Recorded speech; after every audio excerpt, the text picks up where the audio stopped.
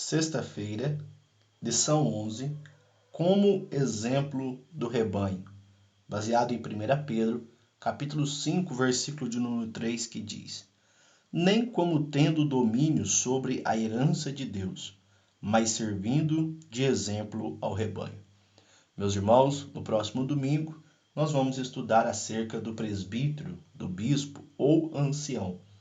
Essas três nomenclaturas representam a mesma função, que é principalmente o que nós mais chamamos de presbítero.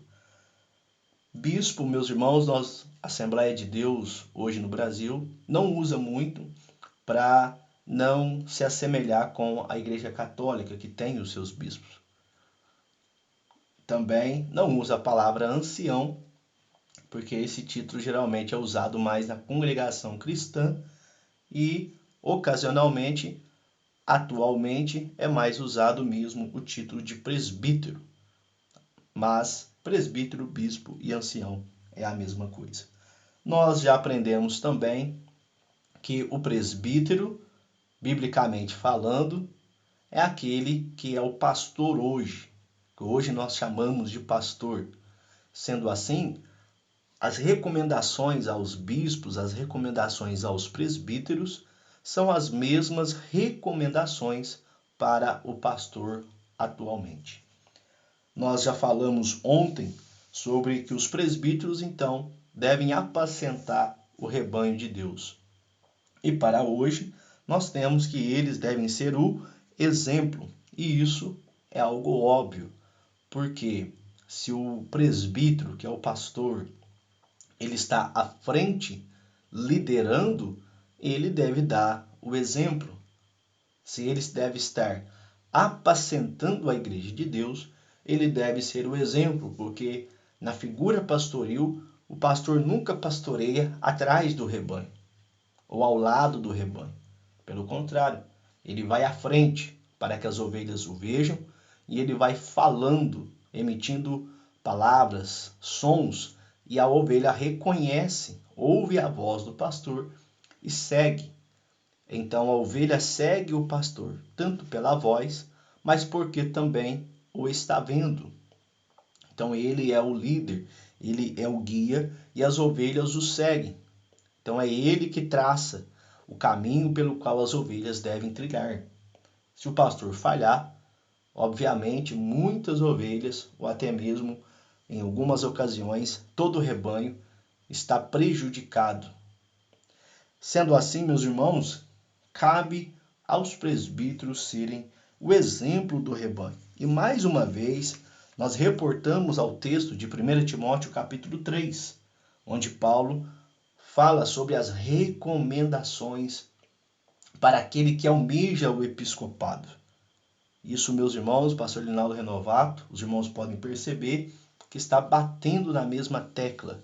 Por quê? Porque, infelizmente, há muitos que são levantados como presbítero por presente, por troca de favores, por favoritismo e muitas das vezes não preenchendo os requisitos básicos para alcançar, para chegar a esse cargo, a essa função de presbítero. A nossa igreja mesmo, Assembleia de Deus, Ministério de Lavras, nós temos o conselho de ordenação. Esse conselho de ordenação é constituído pelo pastor presidente e demais outros membros, também obreiros, que vão avaliar o perfil do candidato ao presbitério. Então se exige uma série de documentação, de documentos sobre vários aspectos da vida daquele candidato para ver se realmente ele está apto ou não.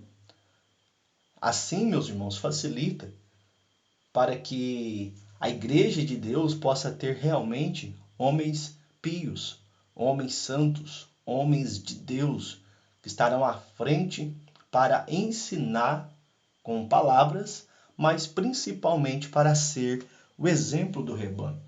Então, 1 Timóteo capítulo 3 é muito claro em dizer que o bispo deve ser irrepreensível, marido de uma mulher, vigilante, sóbrio, honesto, hospitaleiro, apto a ensinar, não dado ao vinho, não espancador, não cobiçoso de turpe ganância, mas moderado, não contencioso, não avarento, que governe bem a sua própria casa e que tenha testemunho tanto dos que estão de dentro como dos que estão de fora.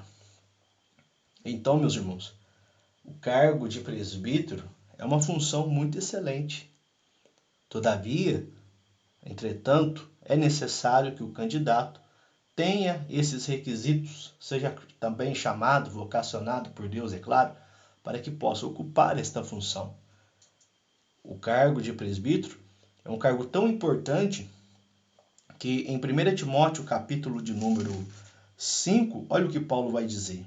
1 Timóteo, capítulo 5, versículo de número 19.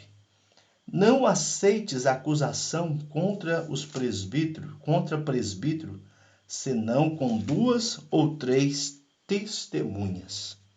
Então, o que nós temos aqui? Que não devemos, aceitar nenhuma acusação contra um presbítero, a não ser por 2 ou 3 testemunhas. Por quê? Porque se entende que aquele que ocupa o cargo de presbítero é uma pessoa santa, é uma pessoa de Deus, é uma pessoa chamada e vocacionada para aquele ministério. Então, o que se fala mal de um presbítero não pode ser assim simplesmente acreditar, mas, todavia, deve ser confirmado por 2 ou 3 testemunhas, para de fato validar a acusação. E aí diz o versículo 20, aos que pecarem, repreende-os na presença de todos, para que também os outros tenham temor. E aqui, muitos intérpretes entendem que aos que pecarem, repreende na presença de todos, para que também outros tenham temor. Então aqui dá-se a entender que o presbítero que erra, o presbítero que peca, o presbítero que falha, ele deve ser repreendido, não na presença de todas as pessoas, membros da igreja, mas na presença de todos o presbitério, os presbíteros, na presença de todo o presbitério, para que ele seja exortado, seja corrigido e os outros presbíteros também tenham temor. Então a gente percebe, meus irmãos, como é importante que o presbítero seja um exemplo para o rebanho, um exemplo para a igreja, um exemplo para a sua casa e também um exemplo para aqueles que estão de fora. Que Deus em Cristo vos abençoe. Fique na paz do Senhor Jesus.